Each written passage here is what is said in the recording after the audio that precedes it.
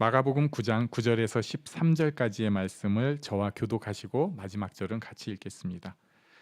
그들이 산에서 내려올 때에 예수께서 경고하시되 인자가 죽은 자 가운데서 살아날 때까지는 본 것을 아무에게도 이르지 말라 하시니,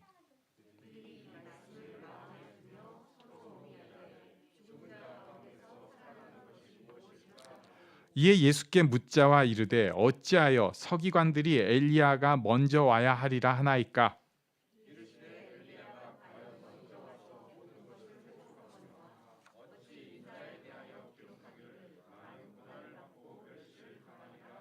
함께 읽습니다.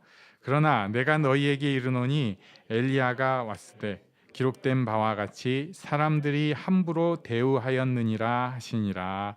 아멘.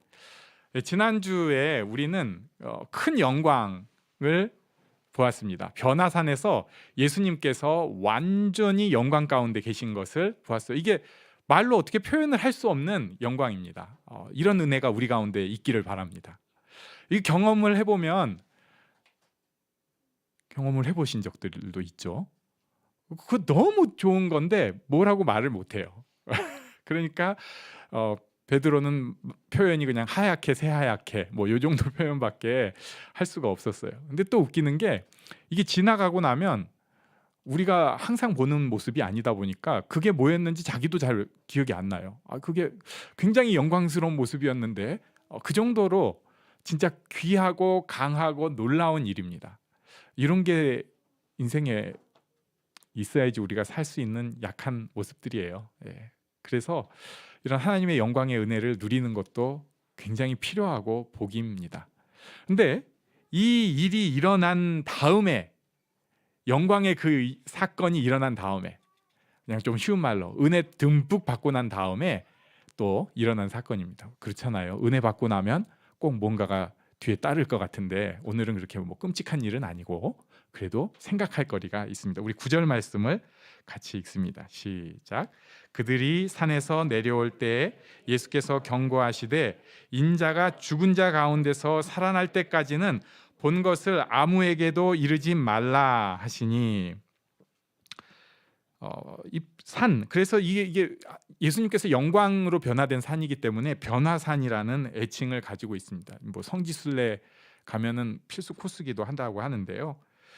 예수님께서 영광의 빛에 쌓이고 엘리야와 모세가 막 예수님 앞에 나와서 같이 얘기하고 하나님께서 이는 내 사랑하는 아들이니 너희는 그의 말을 들어라 하고 막 이런 놀라운 일이 일어난 그 산에서 내려온 때 생긴 일인데, 예수님께서 또 어려운 말씀을 하셨어요. 인자가 죽은 자 가운데에서 살아날 때까지는 본 것을 아무에게도 이르지 말라.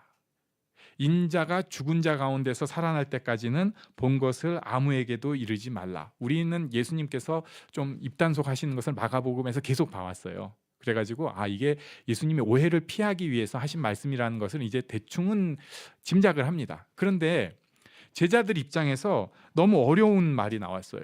죽은 자 가운데에서 살아날 때까지는. 이게 이해가 안 되는 거예요. 우리는 과거의 일이니까 알지, 이런 게 있는데 제자들은 지금 이게 무슨 소리야? 인자가 죽은 자 가운데서 다시 살아나는 게 이게 무슨 얘기지? 그래가지고 10절 말씀 우리 같이 읽어보겠습니다. 시작. 그들이 이 말씀을 마음에 두며 서로 문의하되 죽은 자 가운데서 살아나는 것이 무엇일까 하고 서로 물어봅니다. 서로 죽은 자 가운데서 살아나는 것이 무엇일까? 옆 사람한테 물어보는 거예요. 죽은 자 가운데서 살아나는 게 이게 무슨 뜻이야? 일단은 예수님께서 죽은 자 가운데 포함된다는 게 지금 전혀 이해가 안 돼요. 이게 지금 예수님 지금 영광 가운데 계시고 민족의 영도자인 엘리야, 모세 이런 사람들이랑 딱 얘기하고 있고 하나님께서 말씀으로 딱 말씀하시고 이런 예수님이 죽은 자 가운데, 그게 어떻게 예수님이 영광인데 죽은 자 가운데 들어가겠어요. 그래가지고 이거 예수님께 묻기도 불편했던 것 같습니다. 그래서 지기들끼리 이거 질문하더니 예수님한테는 다른 질문을 하고 있어요. 우리 11절을 같이 읽겠습니다. 11절 시작. 이에 예수께 묻자와 이르되 어찌하여 서기관들이 엘리야가 먼저 와야 하리라 하나이까.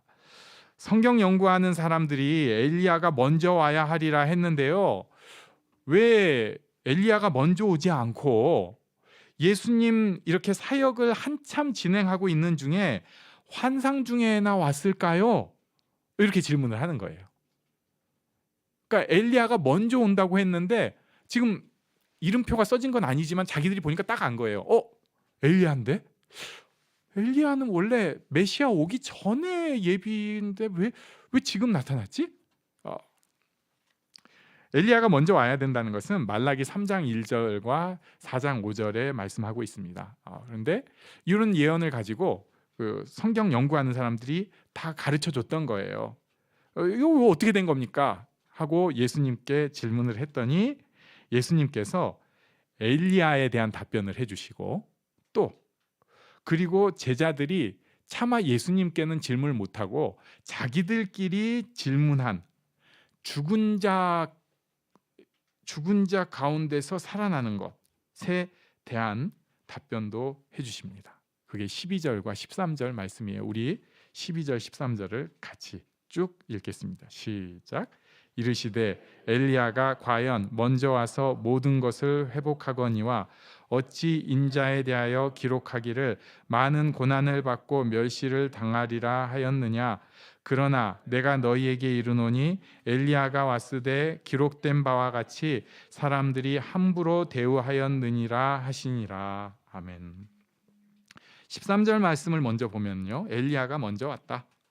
세례 요한이 엘리야였던 것을 말씀해 주십니다. 그리고 그 세례 요한을 사람들이 함부로 대했다. 그리고 우리가 이제 좀 잘 아는 이사야서 53장을 들어서 인자에 대한 기록도 고난받고 멸시당하리라고 말씀하고 있는데 그것이 이루어진다는 것이다. 이렇게 툭 설명을 해주십니다. 제가 벌써 이렇게 그냥 설명을 쭉 하면 우리는 생각이 지금 딴 데로 가요. 또 다 아는 얘기에 신학적이고 좀 알아듣기 복잡한 얘기를 또 해주시는구나. 필요한 얘기긴 한데 저는 잠시 딴 데 갔다 오겠습니다. 그런데 지금 제자들은 그럴 수 있는 상황이 아니에요. 제자들은 인생을 바쳤거든요. 여기 예수님께 인생을 바쳤어요. 그렇다면 그 예수님은 무엇을 하러 오셨는가? 죄를 감당하러 오셨습니다. 대속죄물로 드려지시기 위해 오셨습니다. 그래서 하나님과 화목되게 하시러 오셨습니다. 먼저는 죄를 감당하고 대속제물로 드려지고 그로 인해서 하나님과 화목되게 하기 위해 오셨어요. 예수님의 오신 목적입니다. 하나님의 사랑의 표시인데 그것이 대속제물로 죄를 감당하기 위해 오셨다는 거예요.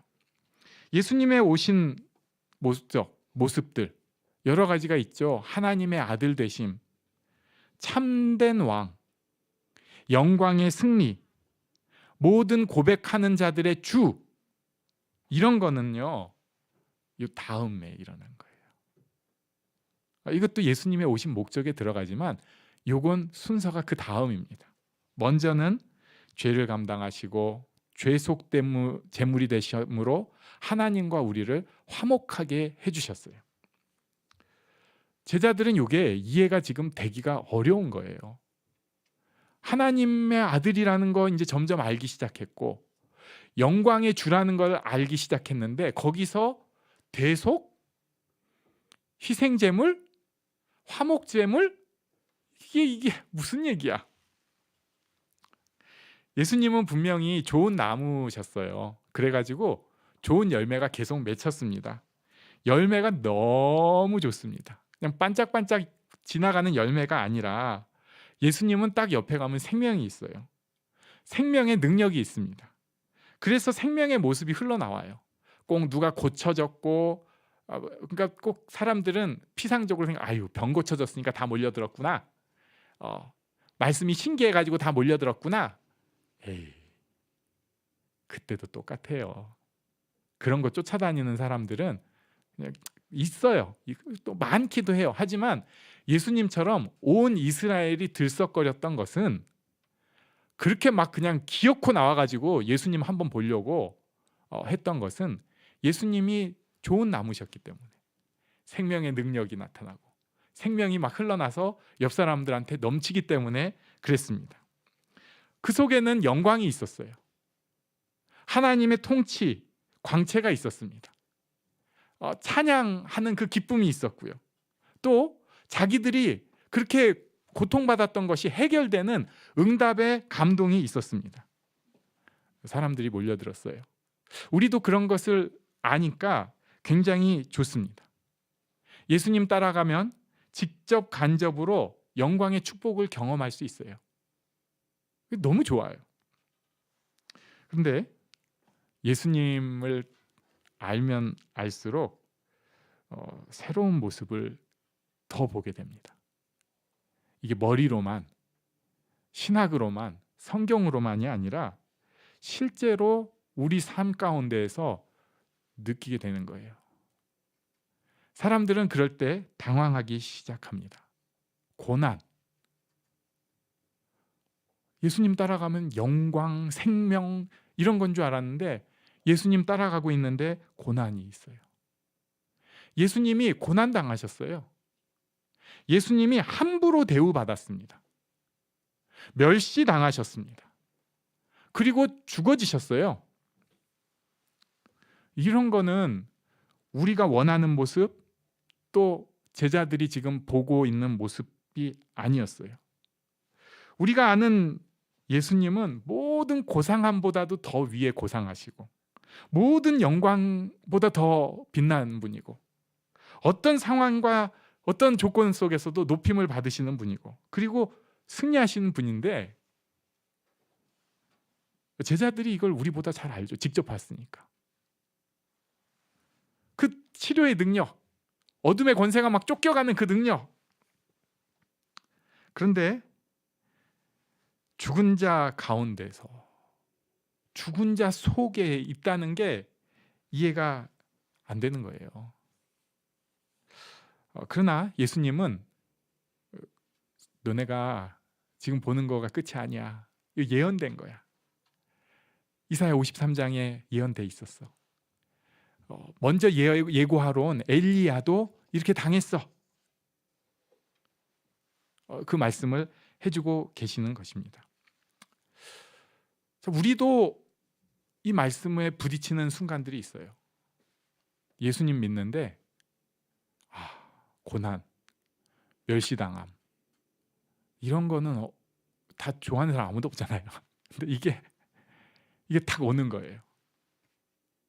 게다가 더 큰 자괴감을 느끼는 순간이 있는데 그거는 예수님이 고난당하고 멸시당하는 게 이 폭력을 저지르는 그 사람이 바로 나라는 것을 알게 되는 순간이 있습니다. 처음에는 모르죠. 저는 뭐 예수님을 높이는 분이고 난 예수님을 사랑합니다. 그런데 예수님을 함부로 대하고 멸시하는 사람이 바로 나다라는 것을 알게 돼요. 기분 좋으면은 내 친구 대신 예수님 뭐 해가면서 뭔가 막 친한 척도 하고 그런데 지 기분 안 좋으면은 다른 데 에너지 다 쏟잖아요. 무슨 일 있으면은 무슨 분 친구 같은 소리 하고 있네. 아는 척도 안 해요. 그러면서 받은 은혜가 조금은 있다 보니까 진짜 예수님 앞에 나아가는 사람이 아니라 종교인이 되기를 원해요. 많은 사람들이. 종교인이 되면 어떻게 될까요? 감정적인 걸 업을 원해요. 감정적인 걸. 감정으로. 요즘식이라면은 극장식 예배당, 좋은 음향시설, 좋은 조명시설, 그리고 세련되고 멋진 사람들의 어떤 말빨, 꼭 설교뿐만 아니고 옆에서 같이 있는 사람들 굉장히 중요하게 생각을 해요. 이 정도는 돼야지 제가 예수님 좀 잘 믿을 수 있을 것 같습니다. 진짜 예수님에 대해서는 관심 별로 없어요. 예수님을 멸시하고 무시합니다. 그래서 예수님 앞에 굉장히 인색해져요. 예수님 때문에 뭐 내가 손해를 본다? 뭐 헌금을 한다? 이런 거 굉장히 거부합니다. 저 마음이 있고요. 좋은 일도 하고 싶고 손해도 볼 수 있어요. 근데요, 그것도 제가 감정이 땡길 때 하는 거지 예수님 때문에는 싫어요. 저도 급한 일이 있거든요.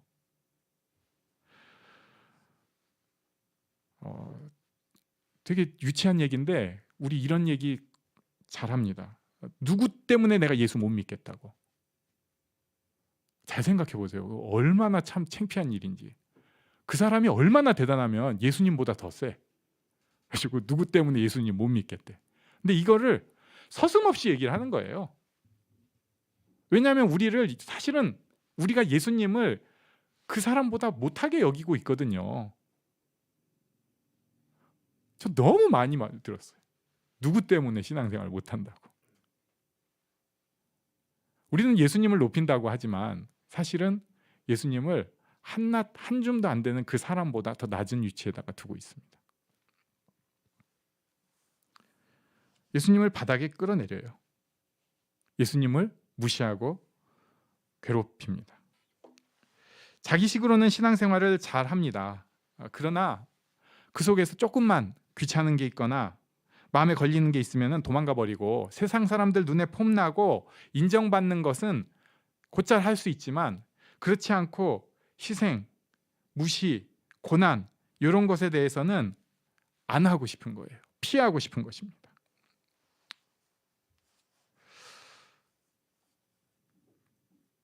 우리는 아직도 예수님의 승리만을 생각하고 있고 그런 승리만을 원합니다.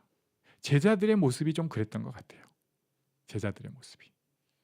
그런데 여기서 또 좀 생각해 볼 게 있어요. 어떤 사람은 고난의 주님, 멸시당하는 주님, 고통당하는 주님만 생각을 합니다. 그래서 우리 다시 한번 9절 말씀을 볼 필요가 있어요. 그들이 산에서 내려올 때 예수께서 경고하시되 인자가 죽은 자 가운데서 살아날 때까지는, 죽은 자라는 것에서 제자들은 자빠졌는데 죽은 자 가운데서 살아날 때가 있다는 거예요. 예수님의 죽음은 그냥 죽고 끝나는 거 아니에요. 죽음이니까 끝인 거지만 예수님의 죽음은 부활을 위해서 있는 것입니다. 예수님께서 무시당하고 고난당하고 멸시당하는 것은 그 다음에 영광의 부활이 있기 때문에 의미와 가치가 있는 것이에요. 우리도 마찬가지입니다. 고난이 없으면 신앙이 성숙할 수가 없죠. 우리가 과거를 잘라야 될 게 있어요. 우리에게 부끄러운 거 잘라야 될 게 있어요. 근데 이게 고난이 없으면요, 안 잘라요. 사람은 자기 절대 안 자릅니다. 내비도 여기가 좋아. 성품도 물론 내 특색, 내 개성을 없애는 게 아니라 그것에서 생긴 독이 있어요. 독을 좀 잘라내야 돼요. 가시가 있어요. 덕이 되지 않아요. 그래서 사람들 막 찔러주잖아요. 그 잘라내야 돼요. 근데 이게 고난이 없으면 이게 안 돼요. 그래서 우리가 생각하는 것과는 다르게 하나님께서 고난, 멸시, 그리고 정말 죽음의 그 고통을 맛보게 하시는데 이게 끝이 아니라니까요. 하나님은 우리를 철저히 괴롭히셔가지고 넌 죽을 때까지 죽도록 고생하다가 대신에 천국에 오면 잘해줄게, 이거 아니에요. 하나님은 뜻이 있으세요. 왜 나를 그렇게 어떨 땐 후벼 파시는 것 같고 멸시 속에 있게 하고 수치스럽게 하셨을까? 우리는 이해를 못하죠. 그 다음에 살아남이 있습니다. 부활이 있어요. 근데 우리는 그냥 세상에서 좋다고 하는 허망한 것들만 보다 보니까 뭐 돈 많이 벌고 남들 보란 듯한 집에 살고 뭐 요런 거를 우리가 원하는 건 아니잖아요. 그러다 보니까 좋은 샘플이 없어요. 그런데요, 우리가 하나님 앞에 나아가기 시작하면 이해가 안 되는데 소망이 생기기 시작합니다. 그 소망이 있어요. 부활의 소망. 이해는 안 되지만, 내가 완전히 그릴 수는 없지만 예수님 닮아가는 그 모습, 예수님처럼 되어지는 그 모습, 영광의 부활의 모습이 우리에게 있습니다. 지금 고난은 그냥 죽도록 고생하고 끝나라고 주신 게 아니고요, 이 영광에 동참하기 위해서 필요한 과정으로 주신 것입니다. 제자들이 이해를 못했습니다. 우리는 이제 이해는 할 수 있을 것 같아요. 문제는 머리로만 이해하는 게 아니고요, 우리 삶에서 그것을 알아가야 합니다. 그냥 가 아니고 지금 있는 고난 하나님 앞에서 부딪혀내고, 그러나 그 속에서 좌절도 해요. 그러나 거기서 완전히 무너지진 않고 하나님의 살려주심을, 정말 가장 좋은 것으로 주실 것을 믿고 소망하는 우리들이 되기를 바랍니다. 이 축복을 우리 모두가 누리기를 바랍니다. 아멘. 우리 잠시 일어나서 기도하는 시간 갖겠습니다.